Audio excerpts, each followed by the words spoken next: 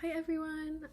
I miss you all so much, but I'm happy that I was able to swing this all and get you guys your Friday back so you can have a free afternoon. I promise this video won't be too long. I just wanted to talk about the readings and then also about the op-ed and then also about exam 1. Sorry if I'm a little bit like flustered. I'm also presenting this afternoon, so I am on the grind right now. So yeah, I'm both presenting this afternoon and doing this recitation via Zoom. Hopefully you're like able to see this and I was able to get the Wi-Fi to work because it has been very finicky. Anyways, so first let's start with the readings. This week we read Cool Hunters, and I'm going to focus on that one for a little bit. And essentially it's just like pre-social media influencers, and they write that, quote, cool hunting is not the articulation of a coherent philosophy of cool, it's just the collection of spontaneous observations and predictions, end quote. And you can find that on page 81. And so essentially what they're doing is bringing the cool to the cutting edge, or bringing the mainstream to the cutting edge, and kind of like blending the tension between what is mainstream and what is not. There are two types of cool hunting.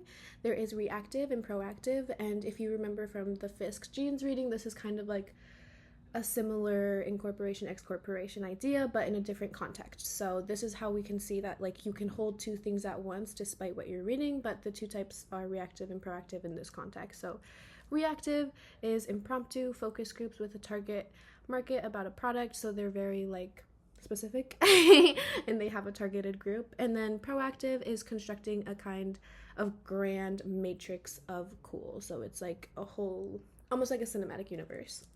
And then the idea of cool is also like, excuse me, also to Powers, the idea of cool is like uncontrollable. So he quotes, a company can intervene in the cool cycle, but it can't just manufacture cool out of thin air, end quote. And that's on page 84. But what that really means is like this uncontrollable idea of cool is like similar to all of the themes we've been thinking about this semester, especially with like Benjamin and Hall, of like, and Ziesler too, of like what is industry and what is culture, and popular culture is like the center of both. So this here is like it's uncontrollable because like a company can try its hardest, but they're not just gonna make something cool. Like there is a certain spontaneity that is there. And then yeah, so that's like kind of a tension, and if you wanted to write about that in your op-ed, like you could bring that forward too, if you wanted to connect readings from module 1. And then let me think. Oh yeah. So there is like this idea that like cool like marks a distinction, and what I find really cool about the reading is like the idea of value, because it's not necessarily the author of like who made something cool that makes it valuable, but it's more of like who learned how to sell it. So they quote, valuable is less to those who authored it than those who learned how to sell it. So I think that's really interesting to me because like I'm literally about to do a presentation on authorship, but I love the idea of authorship and like what does it mean to create something that is cool but then like also marketable. So yeah. And then the next point that I wanted to talk about is the subcultural market doctrine. And sorry, I've been doing a lot of talking with the presentation stuff.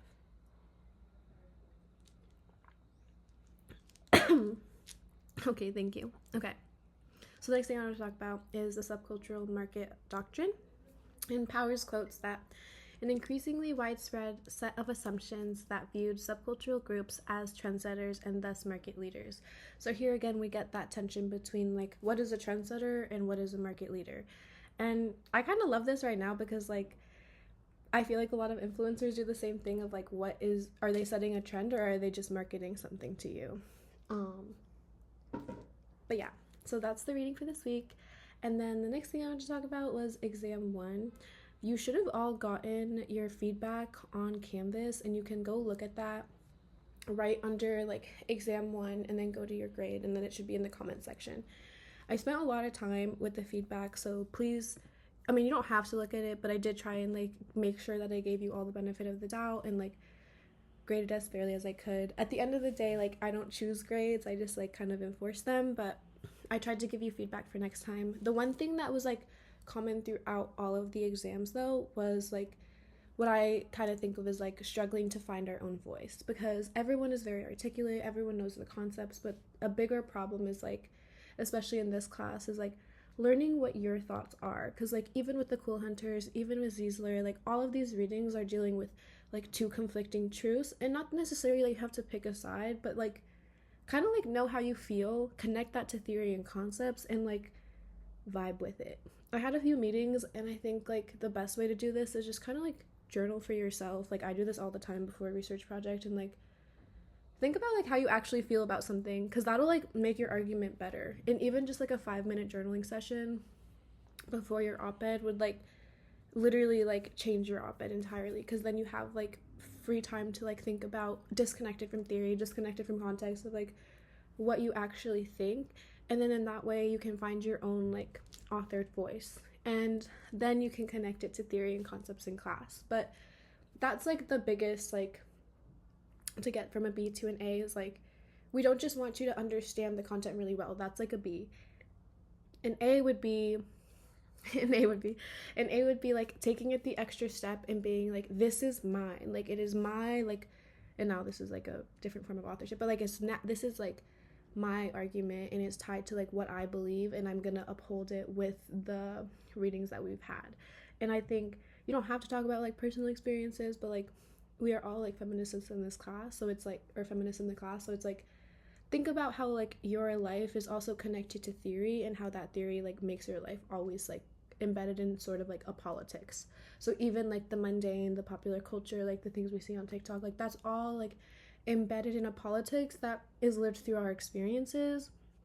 But within that, like it's in a like political economy structure. So that's why people always say like the personal is political. It's not that it's just personal, but it's just like the two are intertwined. So I guess that was kind of like a long way of saying that like if you want to like improve and you're like, what are my next steps for the op-ed, I would just like think about your voice. And then also like I didn't really see many students like struggling with concepts and stuff, but like if you did, like obviously like make sure you're citing, make sure you're like referencing things in the right citation, APA. But like yeah, like have your own voice and like stand by it, because I think that like really makes the writing stand out. Okay, op-ed. I was like, I had one last thing to talk about, so that like brings me into the next point of like, for your op-ed, it is due on October 20th. The biggest thing is like, I've talked with like a lot of you about what you want to write about, but please, please, please just make sure that what you're writing about has happened within the last year, because even though like something has been going on for a while, you need one event that can ground your op-ed in like a temporality within a year. Like if it happened within like 2 years or like 3 years, like maybe something happened 3 years ago but it's still going on now, like that doesn't necessarily work unless you have a significant event within the last year that like fronts what you're talking about. But other than that, like the op-ed should just be fun. Like what I've been telling a lot of students is like go deep rather than wide, because unlike the exam, we're not looking to like make you jump through this hoop and like make sure that you can understand like what is ideology, what is culture.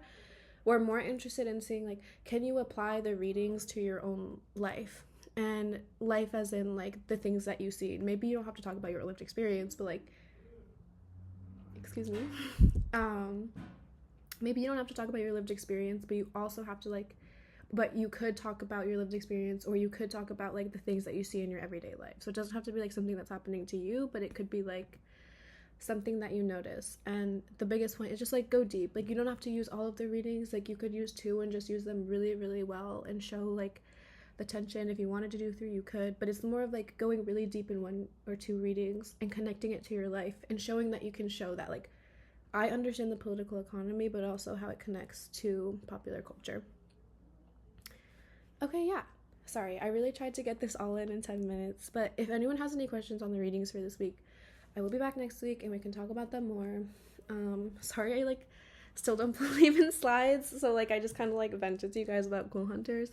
But really I think like the reading was just talking about like the same tension we've been dealing with all year so far, of like what is industry, what is culture, and like the collapse of the both, or the collapse of both. And yeah, like if you wanted to talk about it in your op-ed, go for it. Some people wanted to talk about like class and neoliberalism. Please do that. I love talking about class and neoliberalism, so that would be fun. But yeah, I will see you all next week. Hopefully I will be less tired. I miss you all deeply, and yes, please enjoy your Friday. Enjoy your weekend. I will be on email, so just like email me any questions that you have. You should all have your feedback. If you don't, reach out to me on the and if you're STS or you have accommodations, let me double check and see how I can get you your feedback because I don't have your exam. But yes, love you all. Bye.